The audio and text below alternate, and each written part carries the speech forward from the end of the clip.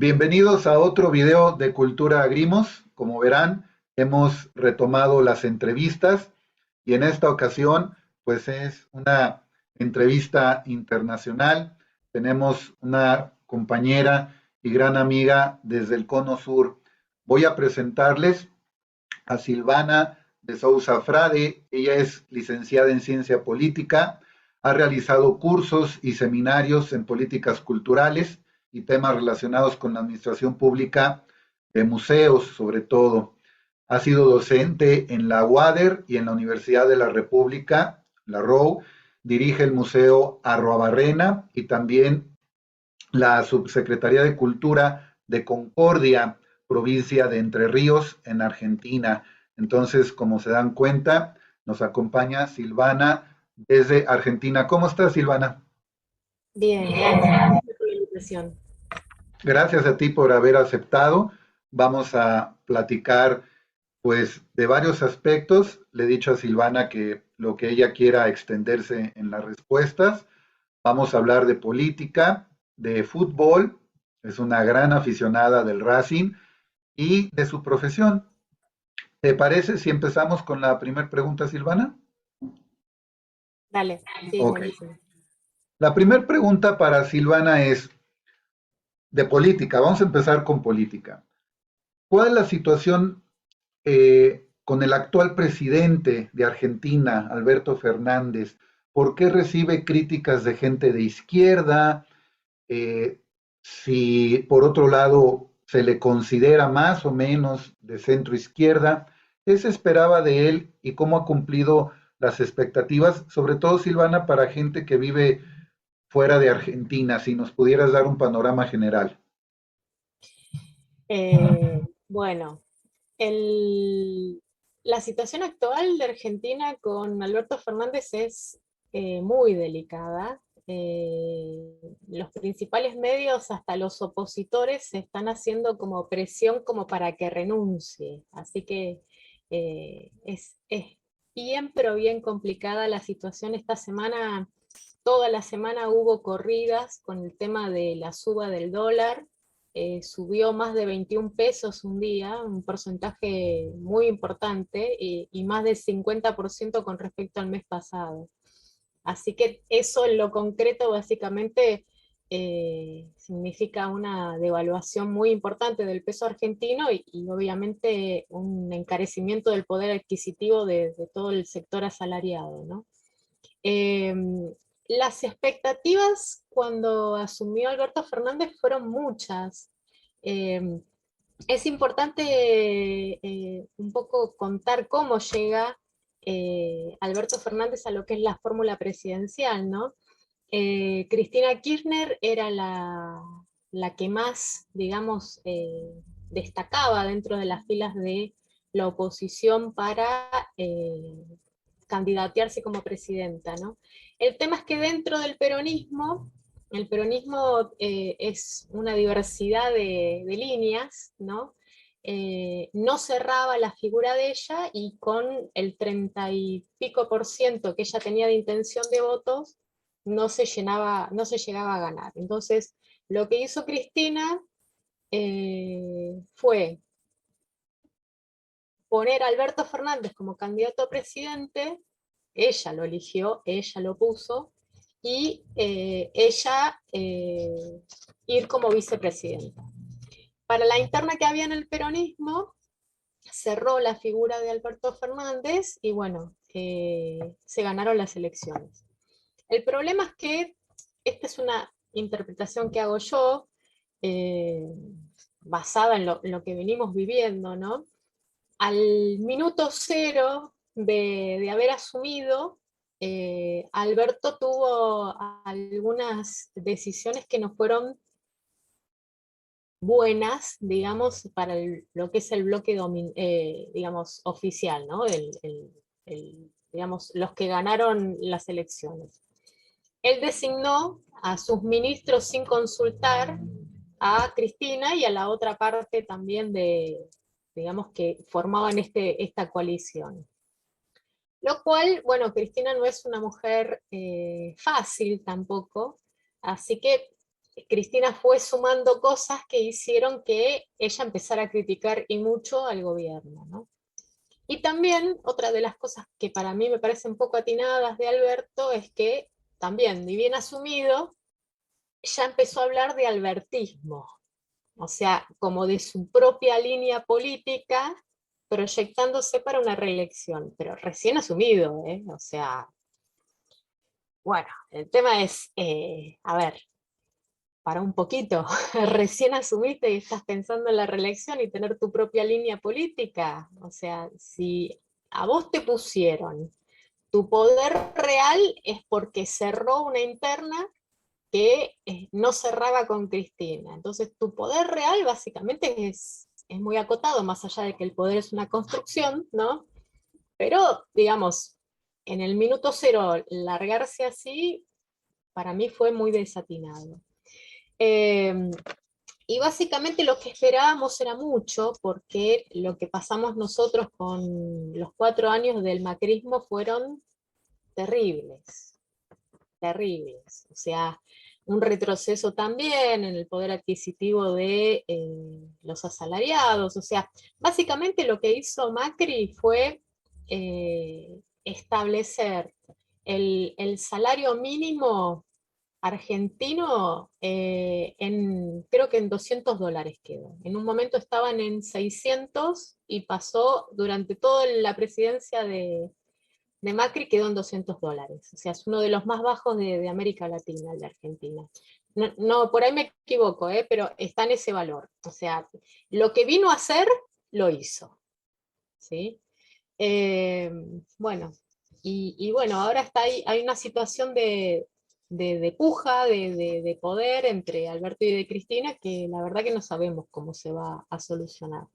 Y por otro lado, también es una presidencia que está muy condicionada porque Macri tomó un crédito del Fondo Monetario Internacional impagable, impagable. Así que realmente ya asumió, digamos, este gobierno sumamente condicionado. Si a eso le sumamos la pandemia y, bueno, la inflación y todas las cosas que hay en Argentina, digamos que estamos bien complicados. Muy bien, gracias, Silvana. Nada más para dejar una referencia, el problema de la sucesión presidencial, como le decimos en México, cuando termina un presidente su periodo y va a continuar otro. Aquí en México ya se está hablando de eso y siempre fue un problema, pues yo creo de por lo menos todos los países de Latinoamérica. Hablando de México, el presidente en turno escogía a su sucesor y ahora que se espera que ya no sea así con el actual presidente López Obrador, sin embargo, pues hay dos personas que aspiran a la candidatura presidencial del partido, del mismo partido del presidente, que se empezaron a quejar de manera formal, fuerte, con el presidente de que no se metiera en el proceso, de que aunque se ve claramente que tiene sus preferidos y que no nombra a otros posibles candidatos cuando habla de posibles candidatos, entonces vemos que puede ser una constante en las, pues así llamadas democracias, no solamente latinoamericanas, puedo hablar también del caso de Estados Unidos, se dice que sobre todo los Obama están atrás de Joe Biden, del presidente actual, y que por ahí, dicen las malas lenguas, también la señora Obama estaría postulándose para las siguientes elecciones. No, mira.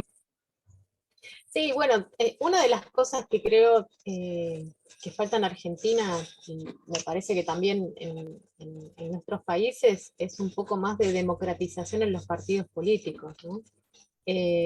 Por ejemplo, acá a nivel local no hubo internas. Hace años que no hay internas y es como vos decís, ¿no? El que está en el gobierno elige a dedo el que lo va a seguir.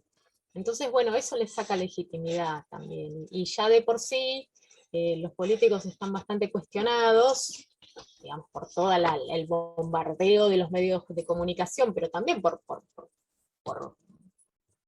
macanas que se han mandado. Entonces, me parece que una cosa que sería interesante es, primero, democratizar los partidos políticos. Y segundo, el hecho de tener formación de cuadros políticos. Porque en cualquiera de los poderes estatales, básicamente hay un vaciamiento de los partidos sumamente importantes. Muy bien, gracias Silvana. Yo ya para pasar a la segunda pregunta, pero nada más dejo ahí el comentario. Yo creo que uno de los buenos ejemplos de formación de cuadros pues, ha sido la Revolución Cubana, precisamente. Segunda pregunta, Silvana. ¿Cuál es tu opinión respecto a la prohibición del aborto legal en Estados Unidos, que se hizo recientemente? Y si nos puedes decir cuál es la situación general de ese tema en la Argentina. La verdad que me sorprendió mucho el tema de la decisión de la Corte, porque ya hacía más de 50 años que estaba tomado, digamos, la posición a partir de un caso que no me acuerdo ahora específicamente eh, el apellido, ¿no? De cómo era la decisión que había tomado. Lo que sí, la única cosa buena, digamos, que tiene esto es que Estados Unidos sí es un país federal en serio, entonces hay algunos estados que ya se han apurado en tomar medidas como para, bueno, no dejar ese limbo de que puede llegar a ser el paraguas que daba a nivel Corte Suprema, ¿no? Pero también en algunos estados es como que ya cayó la prohibición, ¿no? Entonces hay como mucha incertidumbre en ese sentido, y también hay presentaciones, yo estuve viendo que se han hecho, ¿no? Para revertir eso, pero básicamente yo pensé que era algo que ya estaba, digamos, conquistado. Y bueno, y esto también es una muestra de que los derechos todo el tiempo hay que estar peleándolos y que la conquista de derechos no es algo que uno dice, ah, bueno, ya está, lo conseguimos, listo. No, evidentemente hay que estar siempre muy alerta, ¿no? Porque de repente sacan una nueva decisión así de la galera y bueno, se prohibió el aborto. Acá en Argentina, eh, bueno, salió dentro de lo que es el gobierno de Alberto Fernández la interrupción voluntaria del aborto, que eso sí fue un logro, pero no fue tanto un logro de Alberto, sino realmente fue un logro del movimiento feminista, ¿no? En Argentina. Esto es siempre las feministas más viejas decían que era una deuda de la democracia, ¿no? Nosotros tenemos democracia desde el 83 y desde antes, desde los 60 se viene peleando por el tema del aborto legal. El tema es que en Argentina, como en varios de nuestros países latinoamericanos, el problema es la religión católica, ¿no? Y bueno, y las otras religiones también, que son muy fuertes, pero básicamente también la católica, porque nosotros en el Código Penal teníamos aborto no punible, que se podía dar en tres situaciones. Eh, en caso de violación, en caso de que corra riesgo la salud de la madre, y en casos de también problemas que tengan que ver con la mujer, ¿no? De salud, o sea, del cuerpo de la mujer, ¿no? Entonces, ya estaba legislado esto desde el año 1920. El problema es que no se hacía, básicamente. Lo que hacían los agentes sanitarios o los inspectores de salud era judicializarlos. Entonces, cuando se judicializa, vos sabés lo que pasa. Se dilata en el tiempo, el juez tarda tiempo en tomar la decisión y pasa digamos, pasa el periodo en que se puede llegar a realizar el aborto, ¿no? Así que, bueno, es más o menos lo que pasa con las leyes en general, ¿no? Que exista la ley no te garantiza que se dé cumplimiento a esa norma, ¿no? Y en las provincias hay, pero, no sé, montones de casos de médicos y de médicas que son objetores de conciencia, o sea que se declaran que, por ejemplo, son católicos, entonces no van a practicar abortos. Entonces, por ahí hay localidades enteras que los médicos que podrían hacer los abortos, no hay médicos, básicamente. O sea, la ley está, pero no hay ningún médico o médica que te pueda hacer el aborto. Entonces, bueno, hay como una brecha muy importante entre la norma y el cumplimiento efectivo de la norma, ¿no? Así que hay que seguir peleando, básicamente. Gracias, Silvana. Qué interesante. Antes de abandonar el tema de la política e irnos al fútbol, yo quiero hacer dos comentarios. Si tú quieres también después contestar, adelante. Si no, pasamos al fútbol y al Racing. El primer comentario es, vi un encabezado, el título de un video en YouTube de canal famoso donde hacen discursos, TED Talk, ese canal, decía, y no vi el video porque nada más critiqué el encabezado. Los títulos o encabezados también son muy importantes, porque en el periodismo, en los medios de difusión. Sí. Venía, se veía una mujer indígena y decía el título, eh, la historia de cómo arrebaté los derechos que la vida me negó.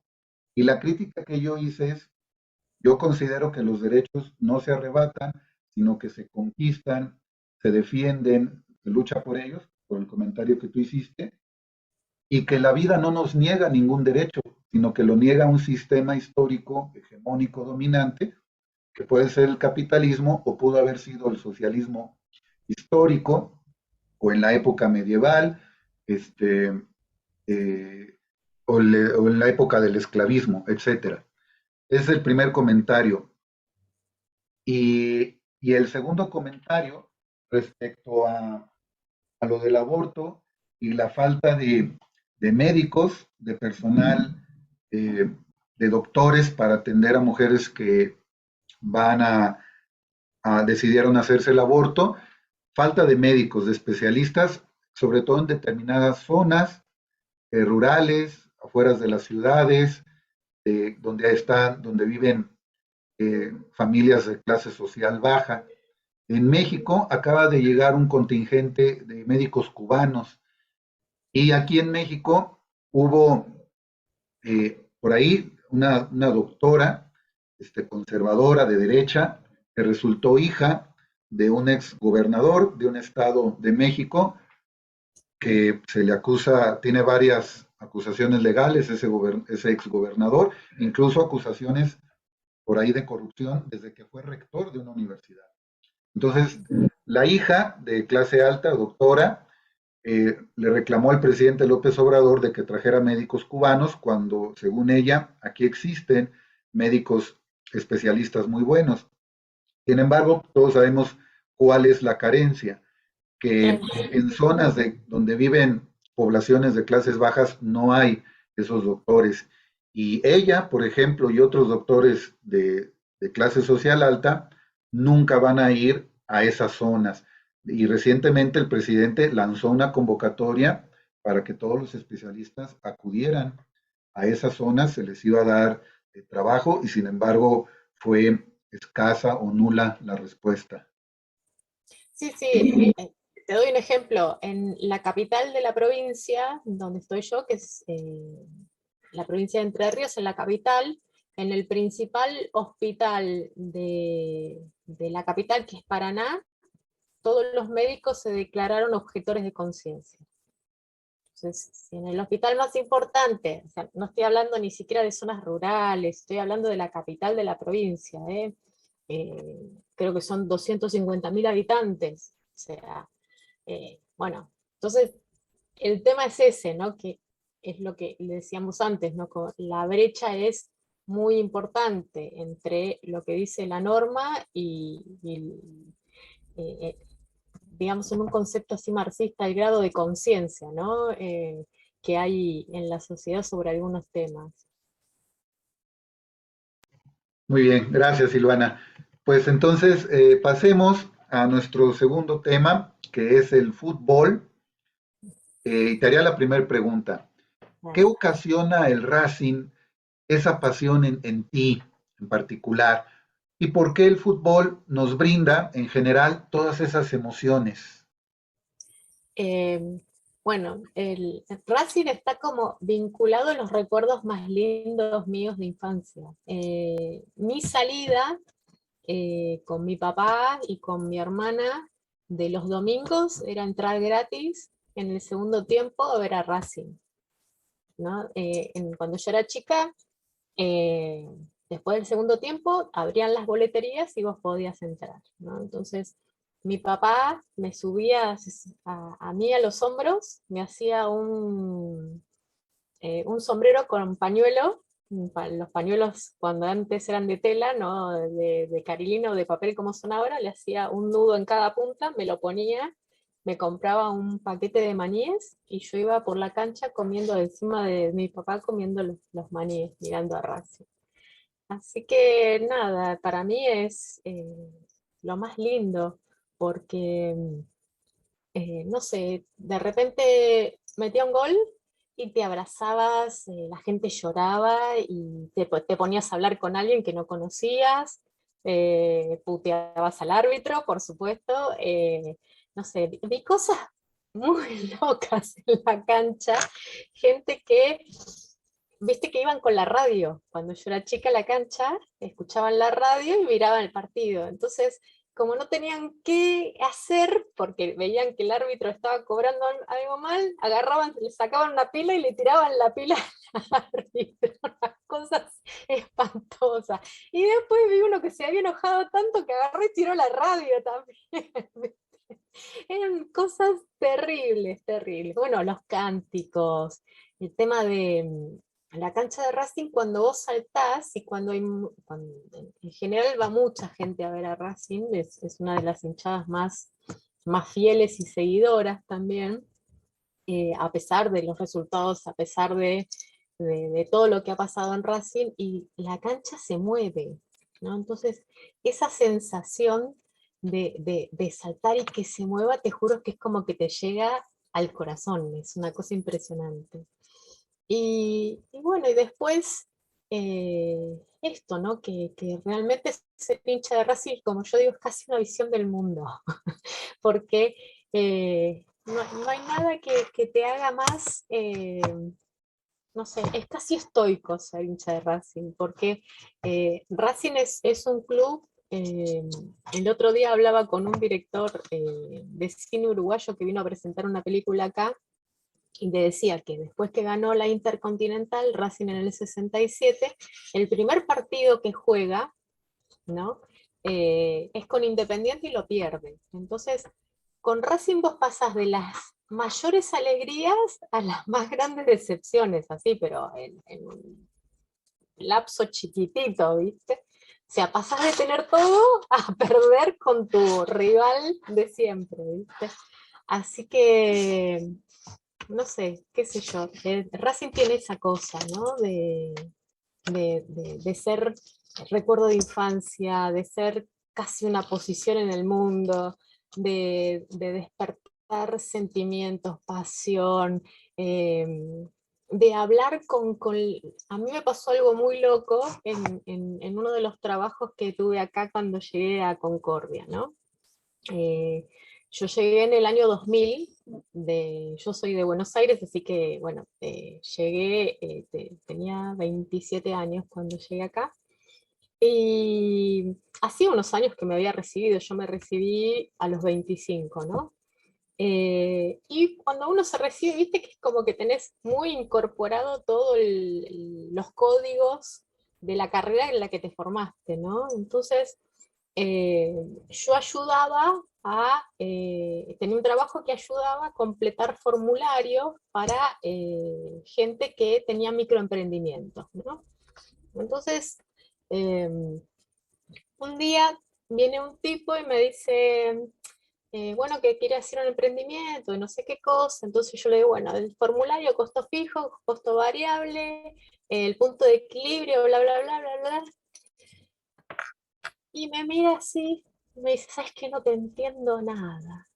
Entonces yo le veo que tiene una camiseta de Boca, ¿no? Entonces, y el tipo estaba malo conmigo, ¿no? Entonces yo le digo, mira, ¿sabes qué pasa? Es que vos sos hincha de Boca. Entonces, vos tenés que pensar como si estuvieras en la cancha, ¿sí? ¿Qué querés hacer cuando vas a la cancha? Y yo quiero ganar. Bueno, en el proyecto vos tenés que hacer lo mismo. Tenés que demostrar que vos querés ganar. Entonces, tenés que pensar una táctica para que vos puedas ganar plata y para que vean que vos vas a ganar plata y por eso te la van a prestar. Ah, me dice, qué bueno eso que me estás diciendo. Le digo, entonces yo soy hincha de Racing, entonces hay cosas que puedo llegar a explicarlas más fácil. El tipo se mataba de risa, pero se mataba de risa. Entonces, hasta eso, a mí el fútbol me ha ayudado a hablar con gente, ¿no? Para mí es un código también de entendimiento. Me ha ayudado a hablar con gente que por ahí tiene otros recursos distintos a los que yo tengo.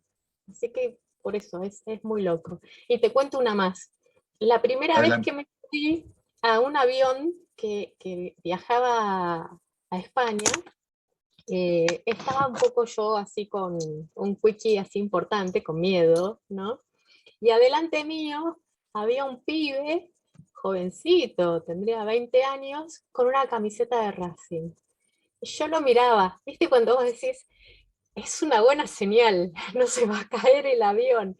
¿No? Entonces yo estaba con una sonrisa así, y el pibe ya como que yo lo miraba demasiado, ¿no? Entonces le digo, mira, ¿sabes qué pasa? Te estoy mirando porque es la primera vez que yo me subo a un avión de estos grandes, le digo, y yo soy hincha de Racing, así que vos estés adelante mío con una camiseta de Racing, para mí es una re buena señal. El tío se mataba de risa, era francés y se le habían regalado la Oh, camiseta y él era del Paris Saint-Germain. Así que nos pusimos a hablar de fútbol antes de subir al avión. Así que todo muy qué loco. bien. Sí. Y no se cayó el avión. Por las dos camisetas del Racing. Silvana, estamos acabando ahorita la primera parte. Le vamos a pedir a nuestro auditorio de Cultura Grimos que a continuación vea la segunda parte, pero diciéndole a Silvana que voy a meter una pregunta que no tenía pensada porque le voy a preguntar en la segunda parte sobre esa rivalidad con el Independiente de Avellaneda. Entonces, amigos en Cultura Grimos, nos vemos ahorita en unos momentos más para la segunda.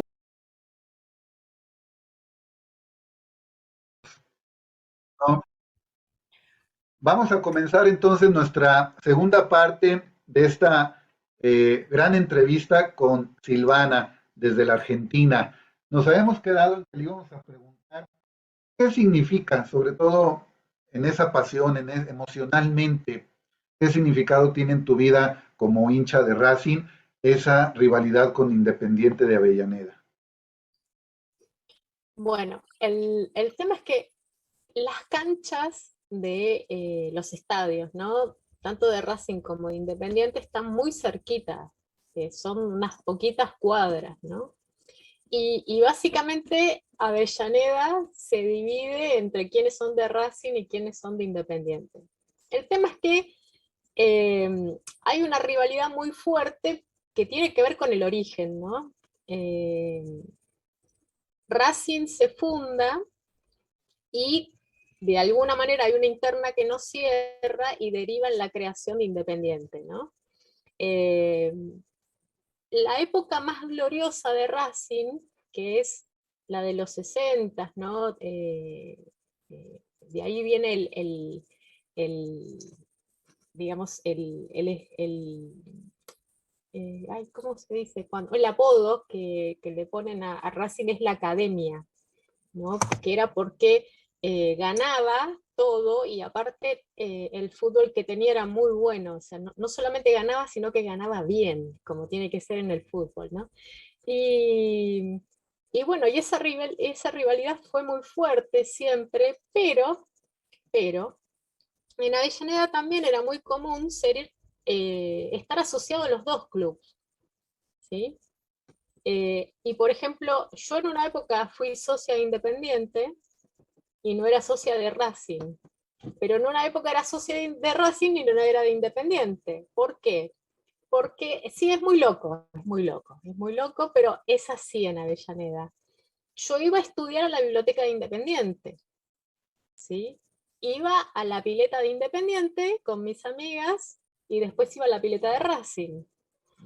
Pero, digamos, siempre fui de Racing y voy a morir de Racing, ¿no? Y la rivalidad está dada también porque hay una cosa que es también importante de tener en cuenta, ¿no? Eh, el presidente de la AFA, que era Grondona, ¿sí? Que murió hace bastante poco, creo que fue en el 2004, era hincha de Independiente. Todo el periodo que Racing no sale campeón, que fueron casi 36 años sin salir campeón, la AFA, digamos que digamos, lo cagó a Racing, lo voy a decir así en lenguaje de tablón, de todas las maneras habidas y por haber, ¿no? Entonces, y por otro lado fue la época también que Independiente por ahí le iba mejor. Racing desciende, ¿no? Y es en el momento que a Independiente le va mejor, ¿sí? Eh, Independiente manda el descenso a Racing y sale campeón.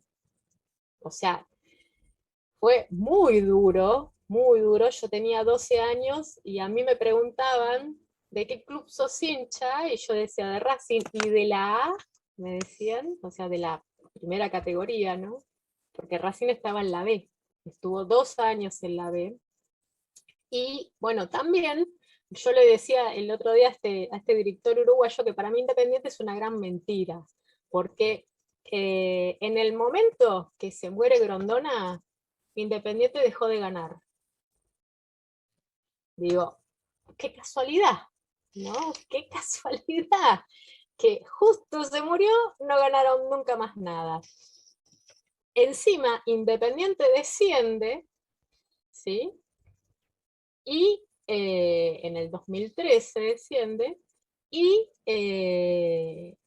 sube como cuarto, o sea, cuarto cómodo, no salió campeón de la B, sino salió cuarto y asciende, ¿sí? Entonces, bueno, y con una cosa de también que cuando desciende los mismos socios rompen todo, bueno, toda una cosa muy, muy, muy fea, ¿no? Y que ahí también marca un poco lo que es la perspectiva ser hincha de Racing y ser hincha de Independiente, ¿no? Cuando Racing desciende, eh,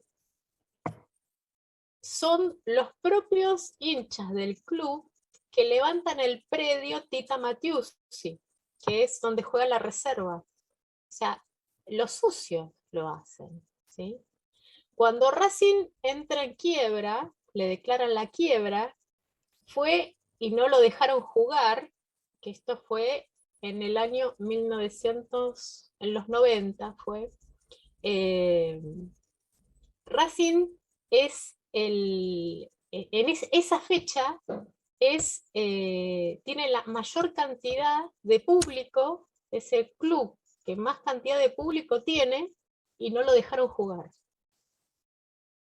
Es el único cuadro también, Racing, que en el 2001, cuando sale campeón después de 36 años, llena 2 canchas, ¿sí? Entonces, hay una cosa con Racing que es difícil de explicarla también, ¿no? Es muy difícil de explicarla. Ya veo, es de toda su historia, las dos historias. Sí, sí, sí, sí, sí. Y esta cosa de que los que somos hinchas de Racing somos muy hinchas, o sea, somos fanáticos, ¿no? Yo la camiseta de Racing me la pongo, gane, pierda, juegue bien, juegue mal, o sea, y aparte, si bien hay jugadores que son referentes, ninguno está por encima de Racing.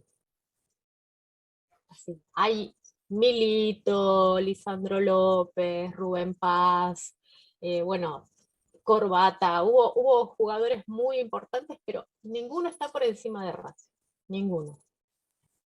Ya, muy bien, Silvana. Pues siguiendo con el fútbol, nuestra siguiente pregunta es, ¿qué relación, bueno, está muy relacionada, qué relación hay entre la pasión por un equipo y los ideales y la forma de vivir en un hincha?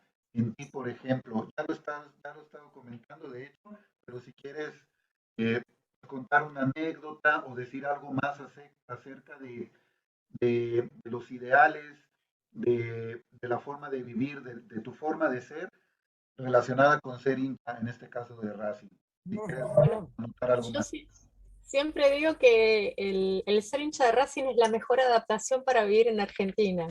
O sea, podés bancarte cualquier cosa. Te prepara para la vida. Sí.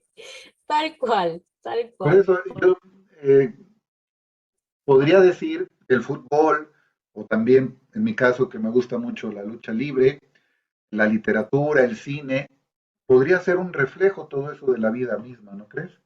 No, sí, tal cual, tal cual. Vos sabés que cuando yo hablo con alguien, enseguida me doy cuenta de qué club es, ¿entendés? Porque es casi como cuando te vienen así, como digo yo, ¿no? Que te jetonean mucho, o son hinchas de River o son de Boca, ¿no? Entonces, es casi como que te das cuenta enseguida, ¿viste? Lo calás al toque, el tema de qué club son. Eh, nosotros tenemos, los hinchas de Racing tenemos ese fanatismo, pero no empezamos a decir, ah, no, porque salimos campeones, la copa y la fe, está bien, por ahí ellos tienen más, ¿no? Pero para mí, y te lo digo así, para mí en el fútbol no tiene que haber racionalidad instrumental, tiene que haber sentimientos y tiene que haber pasiones, es así. No es solamente el hecho de ganar, sino esto, de lo que genera, ¿me entendés? De sentirte identificado con unos colores, de ponerte la camiseta. Yo no me pongo ni la camiseta argentina, ¿eh? Me pongo la de Racing, es así. Es más, para mí la fecha empieza y termina cuando juega Racing. Es así. El resto no me interesa. No Mira, me nada interesa. más. Muy bien. Re Está bien. fanática. Ok, Silvana.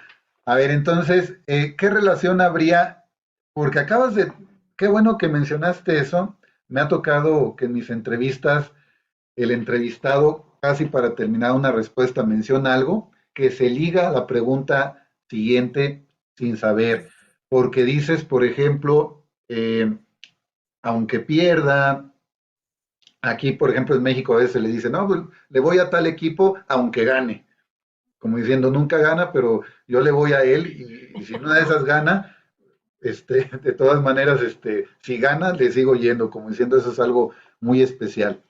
Pues sí, el resultado, los equipos ganadores, de mundiales, de campeonatos locales, campeones goleadores, etcétera. En el sistema capitalista, sabemos que eso se identifica con esa ideología de la superación personal individual, egoísta, de triunfar, de lograr el éxito y sobresalir de los demás. Entonces, por eso te voy a preguntar, ¿qué relación hay entre el fútbol y el capitalismo? ¿Qué crítica hacerle para no perder la esencia del fútbol como tal? Bueno, hay como una fuerte tendencia, ¿no? A que el fútbol sea una especie, no, sea una mercancía, básicamente, ¿no? Eh, acá en Argentina hay una particularidad, ¿no? Que me parece que es importante. Los clubes de fútbol son asociaciones civiles, no son empresas, ¿no? Si bien hacen sus negocios, pero me parece que eso es como que les da como cierto paraguas o cierto margen de maniobra como para moverse en ciertos aspectos, ¿no? Y me parece que un poco es, por eso también me gusta Racing, porque es como ir en contra de la lógica a veces, ¿no? También de querer que siempre gane y que gane a cualquier costa, ¿no? Y por eso es lo que yo te decía, ¿no? De que la racionalidad instrumental no es para el fútbol. Eh, o el costo-beneficio o la inversión ganancia, tampoco. Eh, Me parece que tiene que ver mucho el tema de, bueno, a nivel mundial vemos la FIFA, bueno, acá también la AFA, son todas instituciones muy cuestionadas y muy permeadas por la lógica del capitalismo, ¿no? Pero me parece que desde los hinchas es que podemos ir haciendo como esas pequeñas revoluciones chiquititas, ¿no? De no dejarnos llevar por ese lado exitista, meritocrático, si se quiere, ¿no?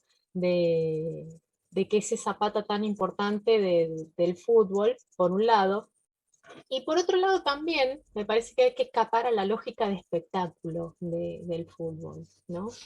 Eh, el negocio que tiene que ver con las transmisiones, bueno, el que puedas o no puedas verlo, por suerte con el tema de internet uno puede encontrar en algún canal donde verlo, pero porque las reglas del espectáculo son otras también, ¿no? Es como una industria cultural ya, digamos, ¿no? Que son otras reglas. Y me parece que el fútbol tienes que escapar a esas dos lógicas, a la lógica netamente del capitalismo, de mercancía, y la lógica de ser un espectáculo, de consumo masivo, ¿no? Me parece que ahí tenemos que nosotros equilibrar como hinchas lo que queremos del fútbol, ¿no? Si bien, obviamente, a mí me gusta que gane, pero me gusta que juegue bien. Yo prefiero perder jugando bien que ganar jugando mal.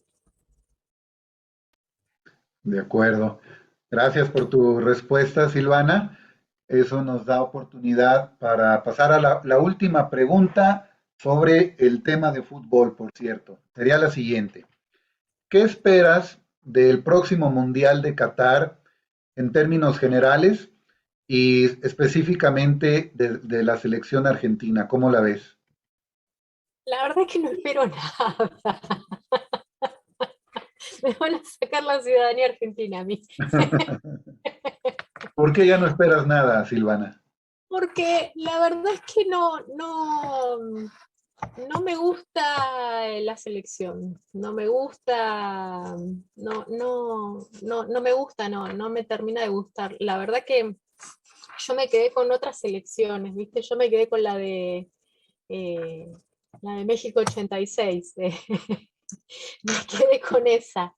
Eh, Hay acá también, te digo, en Argentina es como debates con respecto a eh, el hecho de llevar la camiseta, y la camiseta argentina, ¿no?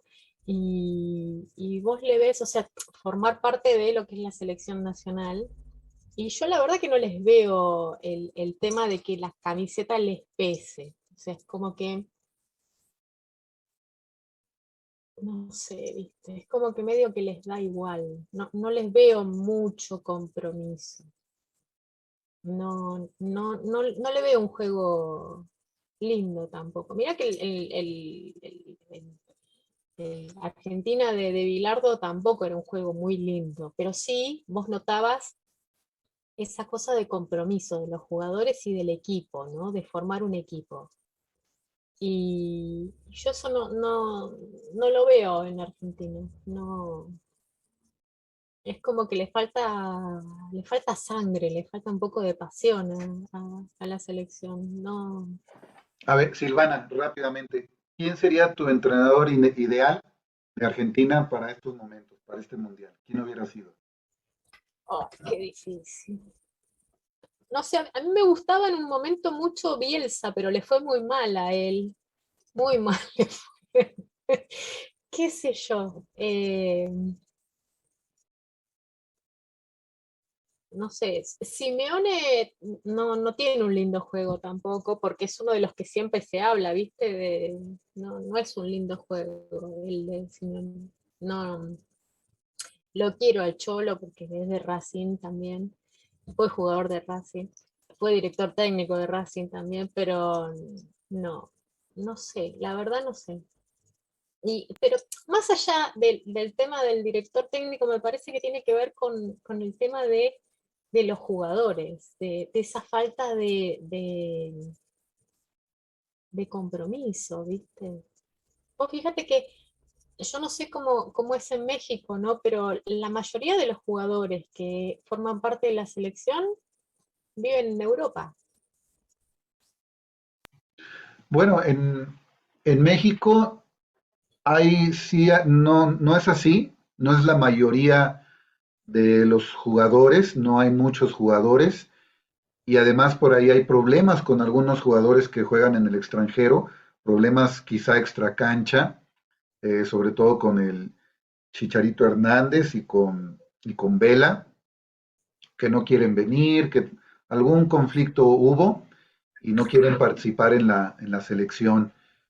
Pero sí, ese es un problema para muchas selecciones, sobre todo que tienen a sus jugadores en el extranjero, pues el entrenador no tiene tiempo para tenerlos juntos, para formar, para entrenar sencillamente. Sí, lo que pasa es que también, a ver, no sé, yo no los cuestiono el hecho de que quieran tener una mejor calidad de vida, porque bueno, como te decía antes, Argentina, eh, bueno, estamos complicados, siempre estamos complicados, básicamente, y los contratos que les ofrecen los jugadores en Europa que se van son multimillonarios, ¿no? Pero me parece que es eso, es como que les falta, no sé, o trabajo en equipo, o compromiso, pero no sé, yo hace unos años atrás, cuando había un partido de la selección, se paraba Argentina, pero se paraba, ¿eh? O sea, vos veías eh, esos 90 minutos pero no se escuchaba un auto, o sea, nada, nada, nada, nada. Eso no pasa ahora.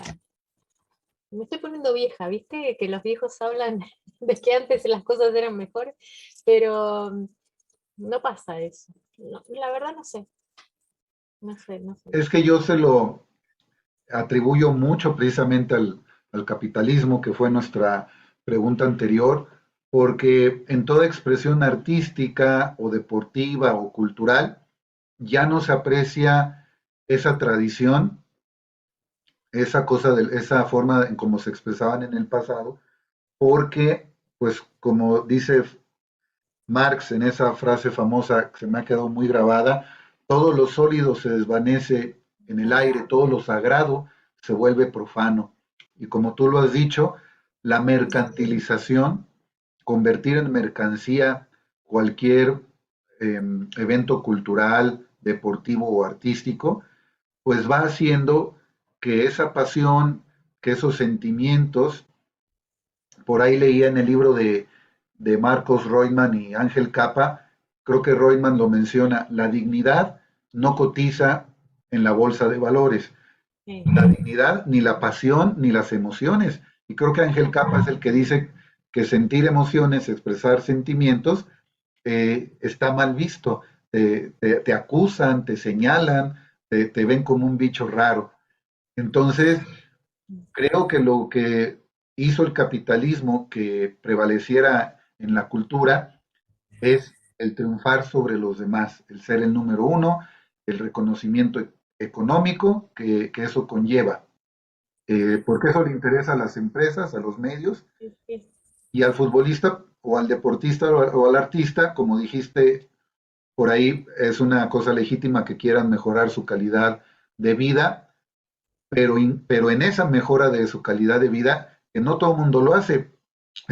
Me acuerdo de algunos porcentajes que mencionan en ese libro, lo dice María Capa, solamente el 2% de los jugadores profesionales en el mundo tienen un ingreso multimillonario y No, por ahí no. el 50% viven con 1.000 euros al mes.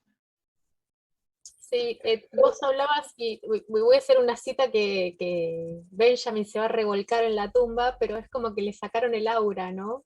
A- a- al fútbol. Sí. Claro, Eh, Viste que Benjamin habla de la estetización de la política o la politización del arte, ¿no? Y bueno, me parece que es como una claro. especie de estetización que bueno, que no está bueno, no está bueno, es Ah, así. Y bueno, se revolcó Benjamin en la tumba. pero, pero con mucha razón, esa frase quedaría ahí, porque podemos aplicar, defender esos términos a una actividad muy específica. Yo creo que para eso Benjamin y Marx y muchos otros, cuando hacen una sentencia de ese tipo, es porque va a terminar irremediablemente aplicado a algún aspecto en particular. ¿Te Sí, parece, Silvana? Vamos a terminar el tema del fútbol. ¿Quieres dale. agregar algo más sobre el fútbol? No, eso que no espero nada. Ojalá que, me encantaría que gane algún país latinoamericano, cualquiera, ¿eh? O sea, no sé si Uruguay, pero no, mentira. No, no, pero que gane un país latinoamericano estaría bueno. Bueno, entonces mira, yo creo que vamos a hacer lo siguiente. Te aviso, Silvana, a la gente que nos está viendo en el canal Cultura Grimos. Como ya vamos a pasar a nuestro último tema, que es tu profesión, eh, tu, el área en el que laboras, como dicen allá en Argentina, creo que el laburo. No quiero iniciar con una pregunta de ese tema y cortarlo. Entonces, aviso que estamos terminando la segunda parte. Vamos a cortar aquí con este video y por favor vean el siguiente video, la tercera parte de la entrevista con Silvana. Dos. Pues estamos ya en la tercera y última parte de la entrevista con Silvana de Sousa Frade. Ya dejamos los temas de la política y del fútbol. Ahora toca hablar de la profesión, del trabajo de Silvana. Silvana, esta sería la primera pregunta. Eres licenciada en Ciencias Políticas y te desempeñas actualmente en la Subsecretaría de Cultura de Concordia. ¿Qué te llevó al área de la cultura y su gestión política? Bueno, yo soy empleada municipal desde hace 22 años. O sea, soy empleada de planta, trabajé en distintas áreas de la municipalidad. También trabajé en una época en un organismo provincial durante 7 años, me prestó la municipalidad a la provincia. En el año 2019 participé del concurso para la dirección del Museo Regional, Palacio Rabarrena, que lo pueden seguir en las redes, que es muy lindo, es un lugar muy lindo de acá de Concordia. Bueno, gané el concurso y en febrero de este año, fines de enero, me llamaron para asumir como subsecretaria de Cultura. Eh, la subsecretaría estaba en una situación bastante complicada porque la persona que estaba en ese cargo estaba muy cuestionada desde distintos ámbitos y bueno, el año pasado en una reunión que vino gente de Nación explotó esta situación de la peor manera, con mucho público presente y los cuestionamientos salieron en esa reunión, bueno, eh, horrible fue la reunión esa. Esta persona hacía 14 años que estaba en el mismo cargo, así que pasaron varias gestiones municipales y lo seguían de alguna manera ratificando en el cargo, ¿no?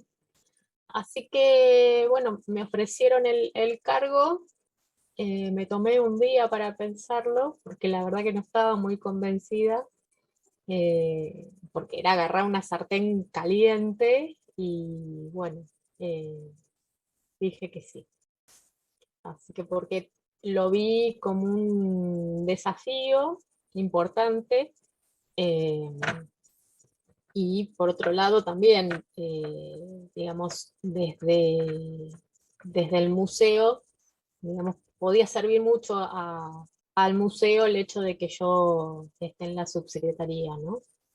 Eh, y bueno, eh, asumí, dije que sí, y empezamos un poco con mi compañero de equipo, que es el director de cultura, que asumió conmigo también. Él venía de la música, de la escuela de música, de la subsecretaría, yo venía de museos, así que veníamos de ámbitos distintos, y bueno, empezamos un poco a ordenar y emprolijar primero lo administrativo, después lo organizacional, y ya de ahí empezar a plantear objetivos para el área. Pero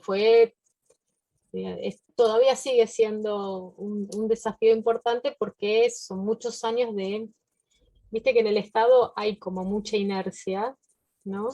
Y, y 14 años hacen que haya más inercia todavía en algunas cosas, ¿no?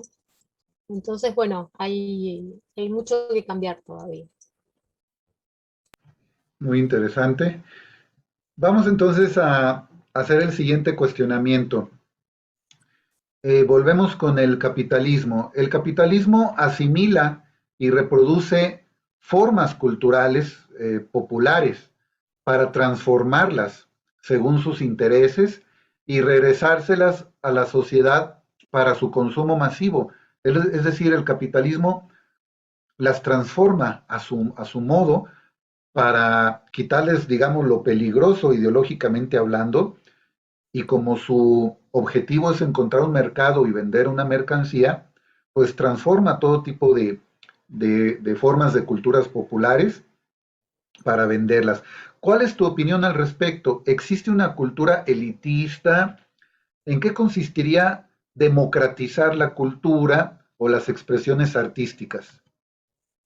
Bueno, sí, lo que vos decís tiene que ver con básicamente esto, ¿no? Con que la lógica del capital permee distintos ámbitos, ¿no? de la sociedad, y en ese sentido, bueno, hay muchos ejemplos de lo que es apropiación de diseños, de indumentarias, bueno, varios ejemplos feos, todos en general, en ese sentido.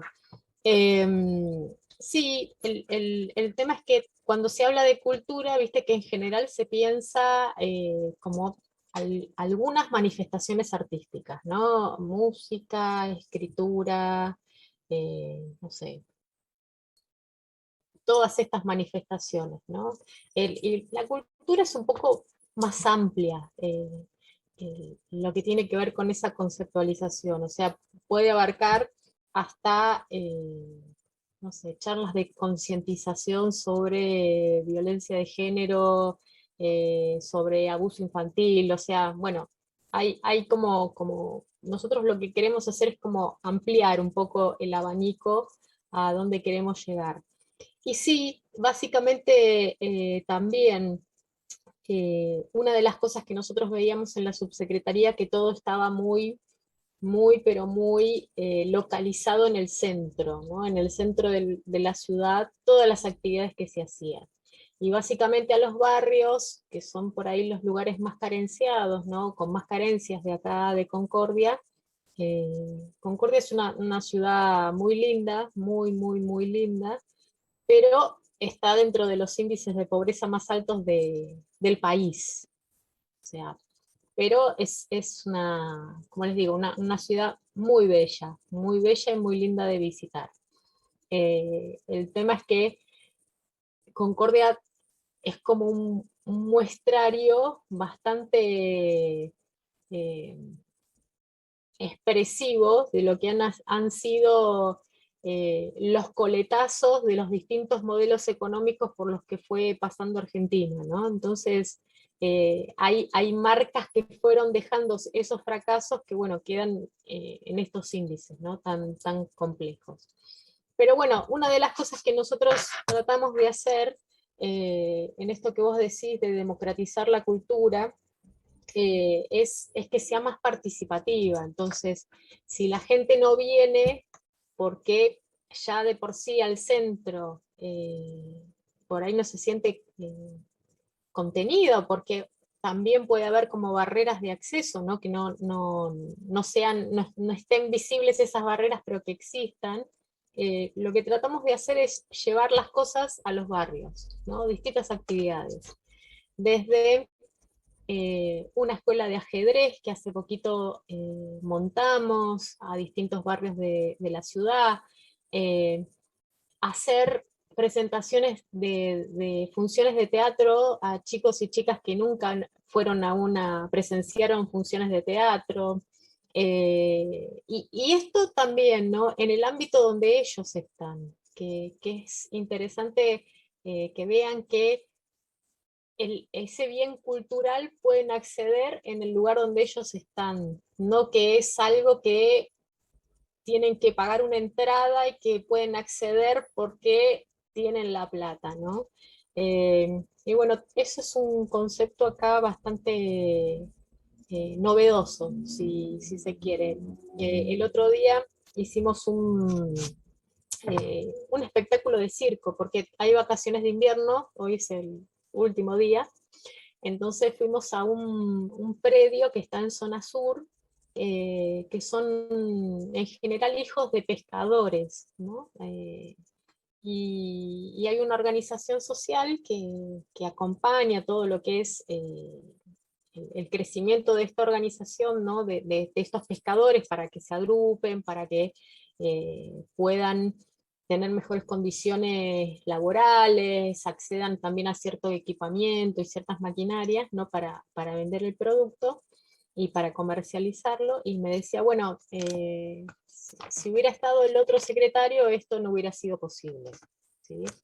Porque básicamente lo que se hacía desde la subsecretaría era apoyar a espectáculos que se hacen en salas, ¿no? Entonces, bueno, decía el eslogan ese, con el auspicio de la subsecretaría. Entonces, ese espectáculo que hay recibían plata eh, y apoyo de esta área, ¿no? Nosotros estamos sacando los espectáculos y llevándolos a los lugares donde está la gente.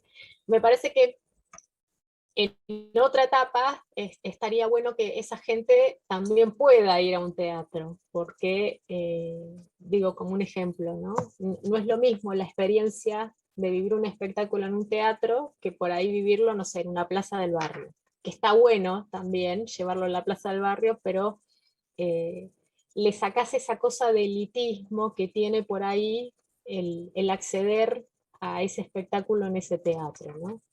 Eh, Esperemos que podamos llegar a eso también, porque la gente piensa que no es para ellos, ¿no? El año pasado,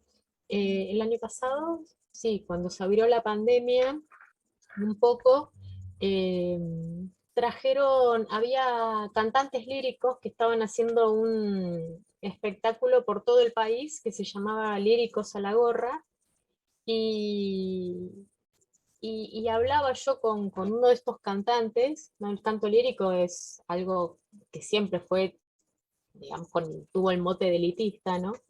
Y me decía que le sorprendió la cantidad de gente que había ido de Concordia a verlo. Yo le digo, lo que pasa es que, bueno, si vos no le mostrás a la gente, fue en un espacio público, ¿no? En un parque. Si vos no le mostrás a la gente qué es, nunca se va a enterar si le gusta o no le gusta, porque nunca lo fue a ver, básicamente. Entonces, hasta la gente que pasaba por ahí se sentó y pudo disfrutar del espectáculo. Entonces, ahí vas a decidir si te gusta o no te gusta porque lo pudiste ver, ¿sí? Entonces, bueno, me parece que básicamente tiene que ver con eso, ¿no? Con ir derribando esas barreras de acceso que son sociales, ¿no? Que son económicas, que son culturales, para que podamos acceder todos a los que son los derechos culturales. Nada más y nada menos. Sí, muy bien. Pues ahí están las propuestas de alguien que está al frente de esta gestión pública, parte de la administración pública, en este caso en la ciudad de Concordia. Nuestra siguiente pregunta, Silvana, bueno, ya es una serie de preguntas más bien, es una miscelánea, con esto terminaríamos, pero tendrías que pensar rápidamente porque va a ser lo primero que se te venga, la primera idea que se te venga a la cabeza. ¿De acuerdo? Dale. Sí, sí, sí. Yo sé que es muy difícil todo esto porque hay varias cosas que, pero podrías mencionar la primera que, aunque hubiera muchas, la primera que en estos momentos se te ocurriera. Por ejemplo, una película significativa para ti. ¿Puedo decir dos? Sí, claro. Bueno, hay una película que me gusta mucho. Van a ver que yo soy bastante ecléctica, ¿eh? O sea, voy a decir dos películas por dos motivos distintos. Hay una película que me gusta mucho que se llama Para nosotros la libertad, que es de un director francés que se llama René Clair. Y es muy linda la película, es muy bella, hay una crítica al capitalismo, hay como una visión muy utópica también de lo que pueden hacer las máquinas por los hombres y por las mujeres. Y hay una cosa que es muy interesante, que el director juega con lo sonoro, ¿no? Porque es la primera película sonora de este director. Entonces, para él los recuerdos tienen sonido y es algo muy, muy interesante, ¿no? Que los recuerdos tengan un sonido. Y después hay una que me gusta mucho, mucho, mucho, mucho. Básicamente hay una escena de esa película que me parece que es impresionante, que es Rocky 3. Que hay una escena donde Rocky está con la esposa en el mar y lo está entrenando Apolo para pelear con el que hacía de Mr. T, no me acuerdo el Cloverland, nombre. creo que se llamaba en la película. Es. Clover, algo así. Bueno, y como que lo ven desganado a Rocky entrenando, y bueno, la mujer le dice, bueno, decime qué te pasa, cuál es la historia, ¿no? Entonces le dice, no, es que tengo miedo de perder la situación, no, no, no, decime qué te pasa. Y Rocky reconoce que tiene miedo. O sea, que Rocky reconozca que tenga miedo, para mí es como brillante, ¿no? Porque el miedo es un sentimiento que siempre nos tiene que acompañar a la hora de hacer cosas, ¿no? No nos tiene que paralizar, pero sí acompañar. Entonces, en el momento que él lo reconoce que tiene miedo, ahí sale adelante. Muy bien, qué interesante, Silvana. El siguiente es, a ver, lo mismo, pero un actor o actriz. ¿O pueden ser Bueno, dos? yo O una y voy a una. decir, voy a decir uno, es Stallone. Yo, nada, me encanta. Mira, también uno de los míos, pero ahí le disputa mucho el lugar Charles Bronson y Clint Charles Eastwood. Bronson. Bueno, Anthony Quinn me gusta mucho también. Ok, Anthony Quinn, creo que mexicano, si no me equivoco. Sí, sí, sí, sí, sí.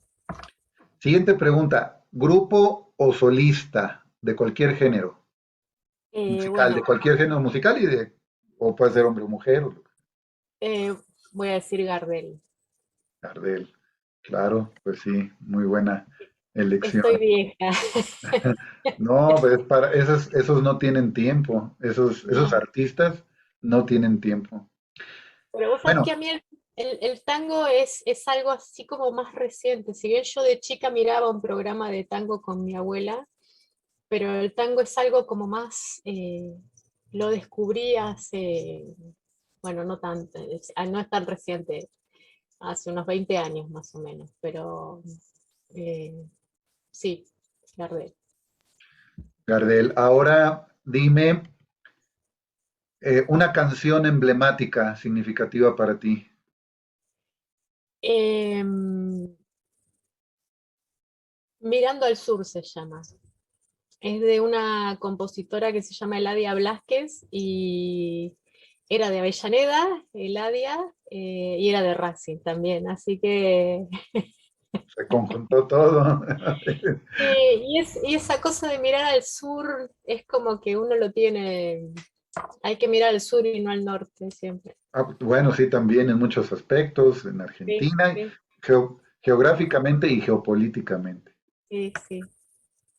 Muy bien, ahora, ¿tu libro preferido? ¿Qué libro nos mencionarías ahorita en esta etapa de tu vida? Mm, No sé, es difícil. No sabes que no tengo un libro. A ver, Eh, bueno, damos chance. Tres. A ver, tres. Tres libros. Bueno, yo cuando era muy joven tuve una época que leía tragedias griegas, así, ¿no? Y hay una que yo estaba leyendo en el momento que yo estaba de novia con el que fue mi primer marido, ¿no? El padre de mi hija más grande. Y bueno, es una adaptación que hizo Sartre de una tragedia griega que se llama Las Troyanas. Y la protagonista era Cassandra y mi hija, bueno, se llama Cassandra, la más grande. Así que ese es un libro así como eh, que me acuerdo mucho por eso. Después leí mucho Balzac, todos los libros de Balzac que me caían los leía. Y hay un libro que me gusta mucho de él, ninguno termina bien, los de Balzac, todos son en finales terribles. Eh, y hay uno que se llama Ferragus, el jefe de los devoradores, que básicamente habla de sociedades secretas, bueno, todas situaciones así. Obviamente hay una situación amorosa ahí en el medio, pero todo atravesado por eh, distintas logias que hay en el siglo XIX en Francia, y hay un personaje que se llamaba Botrin, básicamente, que es como muy llamativo, muy especial. Como que tiene los sentimientos y las emociones, las mejores y las peores, todas condensadas en una misma persona. O sea, un personaje riquísimo. Mira, mira, muy bien. La siguiente sería tu platillo favorito. Tu Bueno, ahí comida. voy a decir dos. Ajena, ok. O es asado o son pastas. Así, Ah, muy bien. ¿Asados o pastas? pastas. Pastas rellenas, sorrentinos, canelón, todo lo que engorda, básicamente. Un personaje argentino, un personaje de la historia de la Argentina. Em, bueno, viste que en Argentina somos no sé, grandes productores de íconos, ¿no? Eh, no sé, uno dice, bueno, argentino, y decís, bueno, el Che Guevara, decís Eva Perón. eh, pero bueno, voy a rescatar dos que tienen que ver con el proceso independentista de Argentina, y uno es Belgrano y el otro es Moreno. Eh, Como que tenían muy claro qué proyecto de país, ¿no? En 1810 la tenían muy clara en ese sentido. Por supuesto, los dos terminaron muertos en la pobreza, mal. A Moreno se dice que lo envenenaron, así que bueno. Pero fueron de alguna manera precursores de lo que iba a ser Argentina, y teniendo un proyecto de país muy interesante. Ok. Y por último, ahora sí, tu personaje de la historia, pero a nivel mundial. Y voy a decir dos también. Ah, Eh, Uno, creo que eh, voy a decir tres en realidad. Diría Marx, uno. Creo que es un escritor que nunca se agota, que uno lo lee y siempre te sigue dando respuestas a preguntas que son claves, ¿no? Em, Después, Benjamin me encanta. Benjamin pero es un autor que me parece riquísimo. Eh, Esto que hablábamos antes de Laura, ¿no? Él escribió ese texto que es tan difícil de leer, que se llama La obra de arte en la época de la reproductibilidad técnica, eh, que ya habla de lo que es la cultura de masas cuando todavía ni era incipiente, ¿no? Me parece un escritor increíble, trágico, ¿no? Podría haber sido hincha de Racing perfectamente, Benjamin. también. También. Y me parece que el otro también que me gusta mucho es Gramsci. Gramsci me parece que escribir lo que escribió él en las terribles condiciones en las que estaba me parece una cosa impresionante, ¿no? O sea, Gramsci, sí, claro. Los cuadernos acordarse, de la cárcel. eh, son pero escritores bestiales, ¿no? Eh, son pero, ¿qué vos decís? ¿Cómo puede ser que escriban Ese así? tamaño intelectual, sí. Sí, sí, sí. Marx, yo no sé, yo tengo una edición del Capital que a la parte de atrás tienen las cartas, ¿no? Que de ida y vuelta con Engels. Y bueno, Marx te describe la situación en la que estaba de pobreza, de que tenía forúnculos en el cuerpo, de que no tenía que comer, y el loco escribe el Capital, o sea, viste, vos decís, bueno, y nosotros con toda la comodidad que tenemos, yo, viste, sufro a la hora de escribir. Claro que sí, Silvana, que no tenía papel para escribir, sus hijos enfermos, les embargaban los muebles, todo ese tipo de situaciones, cuando pues, se tenía que exiliar de algún país, la organización de la asociación de trabajadores, toda esa cuestión, y luego tener que escribir artículos para el periódico estadounidense, creo que neoyorquino, para poder ganar algo de Sí, plata, como dicen allá ustedes, son increíbles, sí, son sí, no, no. extraordinarios, y como tú dices, uno en situaciones de privilegio anda batallando para articular, como dice Ángel Capa, sujeto, verbo y predicado. Sí, tal cual, tal cual, tal cual. Y esta gente, viste, con esa incomodidad del ser, escriben esas obras monumentales, ¿no? Así que, pero bueno, eh, tienen esa cosa. Silvana, pues hemos terminado de gran manera. Te agradezco esta oportunidad, tu tiempo. Yo sé que estás muy ocupada, pero fue una gran plática y esperemos que en un futuro, cuando hay oportunidad, sean puras anécdotas del fútbol, del Racing, de todo ese tipo de cosas. Silvana, Dale. te agradezco mucho. ¿Algo que Bueno, quieras agregar? no, no, cuando quieras hacemos una y te cuento solo de anécdotas que tengo varias, varias, varias, varias. Bueno, pues yo le digo al auditorio de Cultura Grimos, gracias por seguirnos. Esta fue la entrevista con Silvana de Sousa Frade desde Argentina. Cultura Grimos difunde contenidos populares, pero desde una perspectiva de izquierda. Muchas gracias por su atención y nos vemos en el próximo video. Gracias, Silvana. Gracias, Manuel.